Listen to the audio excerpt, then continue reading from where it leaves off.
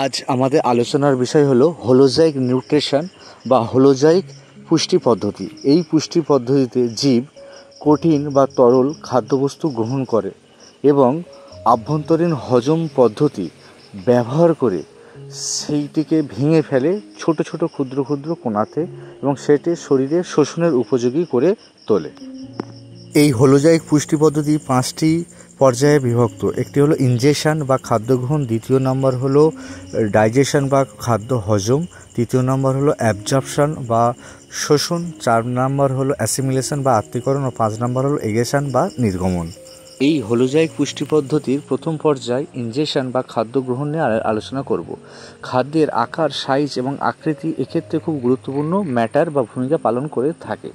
যেমন অ্যামিবার ক্ষেত্রে সিউডোপিয়া, আবার প্যারাসিয়ামের ক্ষেত্রে সিলিয়া, আবার হাইড্রার ক্ষেত্রে টেন্ট্যাকলেস, আবার যেমন পতঙ্গরা মুখ দিয়ে, আবার সরীসৃপ যেমন ব্যাঙ, এই ধরনের কিছু সরীসৃপ আছে, তাদের বিশেষ ধরনের জীব বা প্রোট্রুসিয়েবল জিহ্বা রয়েছে। আর মানুষরা সাধারণত হাত দিয়ে এই প্রথম পর্যায় বা ইনজেকশন বা খাদ্য গ্রহণটা করে থাকে।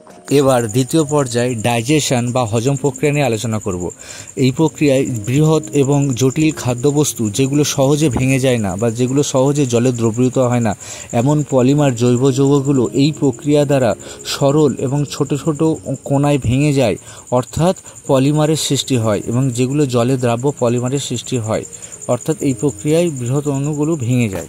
জটিল জৈব যৌগগুলি হলো প্রোটিন, ফ্যাট, জটিল শর্করা যেমন amino acid, super fatty acid প্রভৃতি।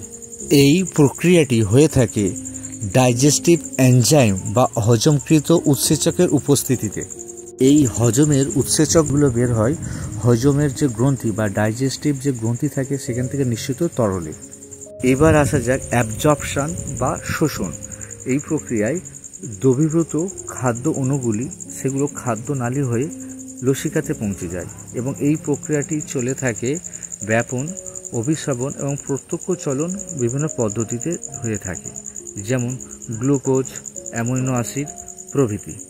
এই সক্রিয় চলন পদ্ধতিতে গ্লুকোজ, অ্যামিনো অ্যাসিড এগুলো আমাদের শরীরে প্রবেশ করে। অ্যাসামিলেশন বা আত্তীকরণ এটা এক ধরনের অ্যানোমেলিক প্রক্রিয়া যেখানে অতি সূক্ষ্ম সরল খাদ্য অণুগুলি বিপাকিত হয় এবং পুনরায় সংশ্লেষিত হয় এবং জৈব সূক্ষ্ম ম্যাক্রো জৈব অণুতে পরিণত হয়, যেমন প্রোটিন, পলিস্যাকারাইড, ফ্যাট প্রভৃতি।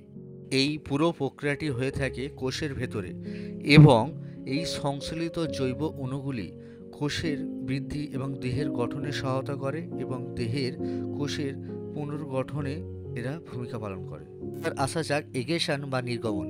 এই পদ্ধতিতে শরীরে আমরা যে সমস্ত খাদ্য গ্রহণ করি তার হজম হয় না যে অংশগুলো, সেগুলো বের হওয়ার পদ্ধতিতে। আমরা যে সমস্ত খাবার খাই তার পুরোটা আমাদের শরীরে কাজে লাগে না, অর্থাৎ হজম হয় না, তাই সেইগুলো শরীরে কোনো কাজেও লাগে না। আর এই অহজমকৃত অর্থাৎ যেগুলো শরীরে কোনো কাজে লাগে না, হজম হয় না, সেই অংশগুলো শরীর থেকে বের হয়ে যায় যখন আমরা মল ত্যাগ করি। মল আকারে শরীর থেকে আমাদের বের হয়ে যায়, অর্থাৎ অহজমকৃত অংশগুলো আমাদের শরীর থেকে বের হয়ে যায়। আর এই ধরনের ভিডিও ভালো লাগলে বন্ধুরা প্লিজ চ্যানেলটি লাইক, শেয়ার এবং সাবস্ক্রাইব করে দেবেন, পাশে থাকবেন।